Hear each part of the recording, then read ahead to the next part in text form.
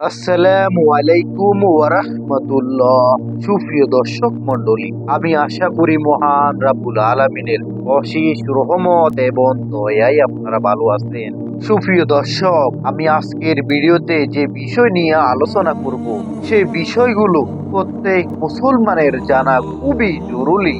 আল্লাহ তাআলা বিবাহের মাধ্যমে নারী পুরুষের জন্য সঙ্গম তথা বংশবৃদ্ধিকে কল্যাণের কাজে পরিণত করেছেন। বিবাহের ফলে স্বামী স্ত্রী যাবতীয় বৈধ কার্যক্রম হয়ে উঠে কল্যাণ ও সওয়াবের কাজ। বংশবৃদ্ধির একমাত্র মাধ্যম হচ্ছে স্বামী স্ত্রীর সহবাস।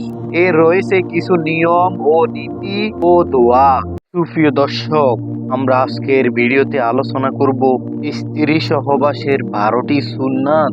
যে 12টি সুন্নাত পদ্ধতিতে স্ত্রী সহবাস করা উত্তম। সহবাসের 12টি সুন্নাত পদ্ধতি যুবক যুবতীদের অনেক উপকারে আসবে। প্রিয় দর্শক, আমি অনুরোধ করব ভিডিওটি শেষ পর্যন্ত দেখার জন্য, কারণ আজকের ভিডিওটি খুবই গুরুত্বপূর্ণ এবং জীবন ঘনিষ্ঠ। প্রত্যেক মুসলমানের জানা অবশ্যই কর্তব্য। আমি আশা করি ভিডিওটি যুবক যুবতীদের অনেক উপকারে আসবে ইনশাআল্লাহ। চলুন আমরা এখন জেনে নিই স্ত্রী সহবাসের 12টি সুন্নাত পদ্ধতি কি কি। 1 নাম্বার সহবাসের নিয়ম হলো স্বামী স্ত্রী উভয় পাক পবিত্র থাকবে। 2 নাম্বার হলো বিসমিল্লাহ বলে সহবাস শুরু করা মুস্তাহাব। ভুলে গেলে যদি বীর্যপাতের পূর্বে স্মরণ হয় তাহলে মনে মনে পড়ে নিতে হবে। 3 নাম্বার হলো সহবাসের পূর্বে সুগন্ধি ব্যবহার করা, যা আল্লাহর রাসূল সাল্লাল্লাহু আলাইহি সাল্লামের সুন্নাত। 4 নাম্বার হলো সব ধরনের দুর্গন্ধ জাতি জিনিস পরিহার করা। উল্লেখ্য যেই ধূমপান কিংবা অপরিচ্ছন্নতা থাকার কারণে দুর্গন্ধ সৃষ্টি হয় আর এতে কামভাব কমে যায়, আগ্রহের স্থান দখল করে নেয় বিরক্ততা। তাই সহবাসের পূর্বে অবশ্যই সুগন্ধি ব্যবহার করা, পায় পাটি পরিষ্কার হয়ে নেওয়া উচিত। 5 নাম্বার হলো কেবলামুখী হয়ে সহবাস না করা। 6 নাম্বার হলো একেবারে উলঙ্গ না হওয়া। 7 নাম্বার হলো স্ত্রীকে পরিপূর্ণ তৃপ্তি দান করার পূর্বে বিচ্ছিন্ন না হওয়া। এই বিষয়টি সকলের খেয়াল রাখা উচিত।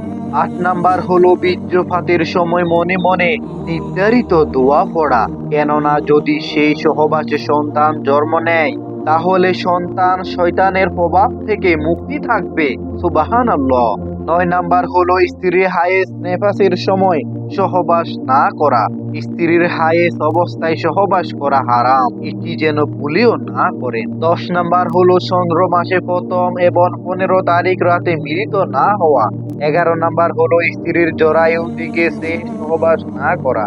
12 নাম্বার হলো বিদেশ বা সফরে যাওয়ার আগের রাত্রে স্ত্রী সহবাস না করা। সুপ্রিয় দর্শক, আজকের ভিডিওতে যে বিষয়গুলো আলোচনা করেছি অবশ্যই প্রত্যেক মুসলমানের জানা ও আমল করার খুবই জরুরি। ভিডিওটি ভালো লাগলে অবশ্যই একটি লাইক করে দিন।